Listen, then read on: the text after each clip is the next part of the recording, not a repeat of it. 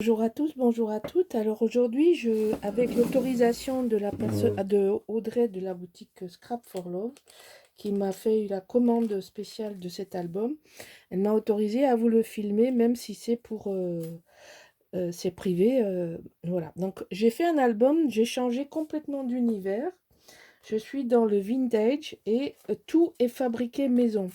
C'est-à-dire que j'ai fabriqué le papier couverture, j'ai fabriqué le cadre, le cœur que j'ai mis en peinture.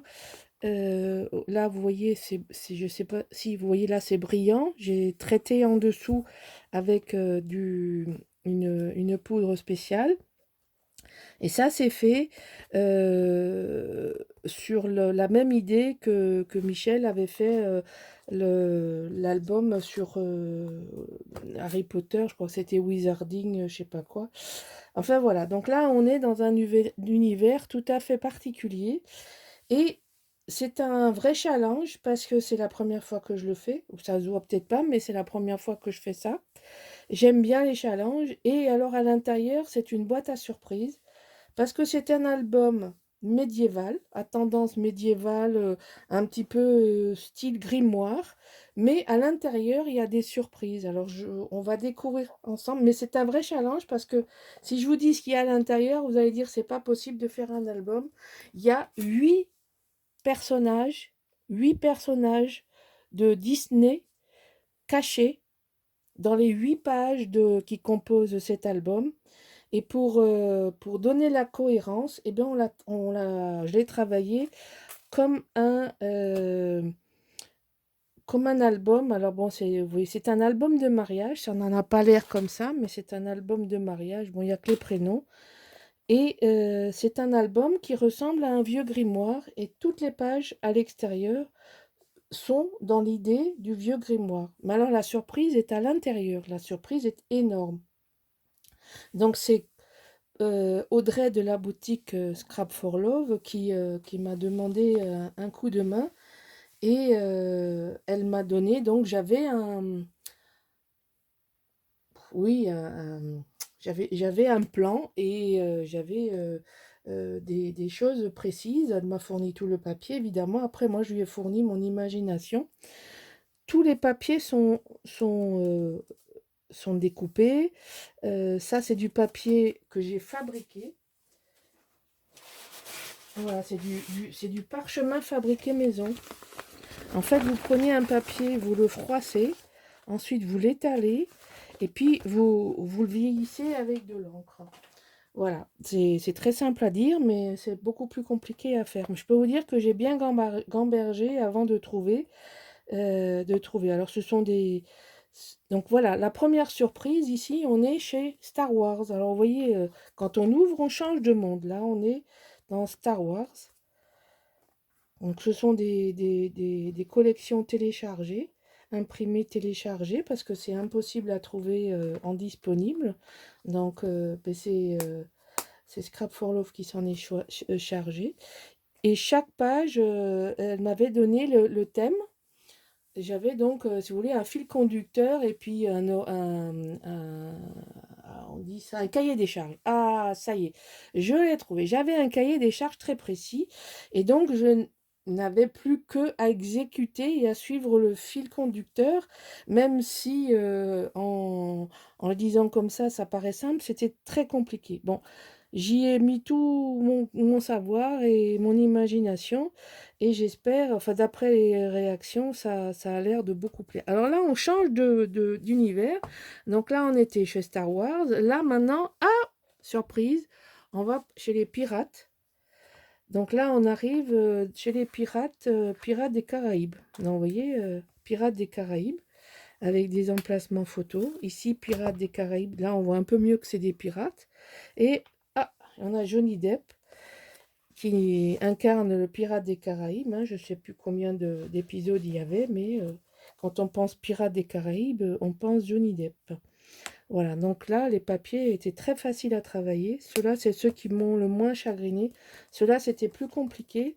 Après, miroir magique au mur qui a la beauté parfaite et pure, je pense que vous avez compris que là, tout d'un coup, on rechange de monde et on arrive chez Sandrine, chez la belle Ah non, Blanche-Neige. Oula, je vais y arriver.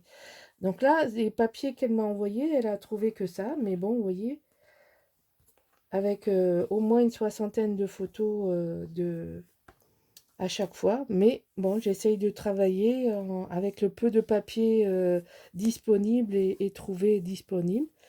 Voilà, là on change, on voyait à l'extérieur, l'album a une cohérence complète et la surprise vient chaque fois à l'intérieur. Ici, Bibidi Bobidou, ça c'est Cendrillon. Voilà, donc Cendrillon, un grand classique. Là, il y avait un peu plus d'images, c'était une collection. Alors, je crois que c'est Papers for You. Et donc, c'était plus facile pour moi de travailler puisque c'est plus classique. J'ai quand même fait un carnet avec Cendrillon. Voilà, comme ça. Donc, les techniques. Bon, évidemment, il n'y a pas de tuto, hein. C'est une commande. Je suis déjà ravie de pouvoir vous le montrer parce que c'était un sacré challenge, croyez-moi, puisque j'ai bien réfléchi avant de trouver comment on allait faire les choses. Là, c'est celui qui a été le plus difficile à réaliser. Alors, très très peu de papier disponible, difficile à travailler. Enfin bon, c'est celui qui m'a donné le plus de mal. Ça se voit sûrement pas, mais j'avais des papiers très flashy et qui ne me plaisaient pas du tout. Et puis finalement, ben, j'ai quand même réussi à en sortir quelque chose parce que j'ai limité le nombre de papiers. Donc là, ça s'ouvre comme ça, et puis ça s'ouvre comme ça. Donc, vous voyez, en plus, je crois qu'il y a 12 espaces photos. Vous voyez, donc là, il y en a 4. Il y en a 4 à l'intérieur, ça fait 8. Et il y en a encore 4. Oui, 4 x 3, 12. Donc là, c'est La Belle et la Bête. Voilà, on continue notre voyage. Ici, on fait encore un bond dans le temps. On revient chez Alice. Donc là, c'était pas difficile parce que c'est un papier que j'ai travaillé de Papers for You. Je crois, je ne dis pas des bêtises. Donc là, plus facile. Ici, ben, Aladdin. Pas facile, mais bon, comme il fallait quand même faire des emplacements photos, j'ai fait un pop-up comme ceci. Et derrière le pop-up, j'ai fait une grande carte avec... parce que c'est bien gentil, ce pop-up, il y a beaucoup de photos, mais il n'y a pas d'illustration. Donc je voulais quand même que le thème d'Aladin soit respecté. Qu'on voit que c'est Aladin. Donc il y avait la double contrainte, c'est-à-dire de mettre des photos et puis de bien marquer le thème du personnage des dessins animés qui était une figure imposée. Et la dernière, la petite sirène. Voilà, donc là c'est pareil, c'est un papier que je ne connais pas, mais c'était une collection de papier de la boutique.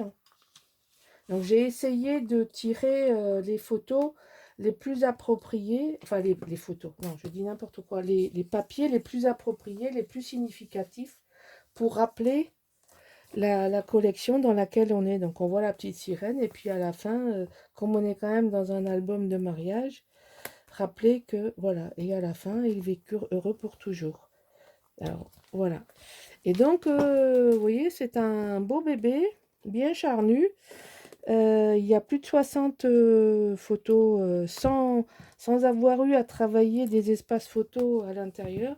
Mais bon, voilà, je suis très contente de pouvoir vous le montrer parce que c'est une technique que j'ai fait un petit peu avec les conseils de Michel qui l'avait fait. Et puis j'ai un peu fait à ma sauce. Et puis avec les produits que j'avais, c'est tous des produits Stamperia, des encres liquides, des encres des cires pour améliorer. Et puis j'ai rajouté des choses qui brillent, qui sont de Stamperia également.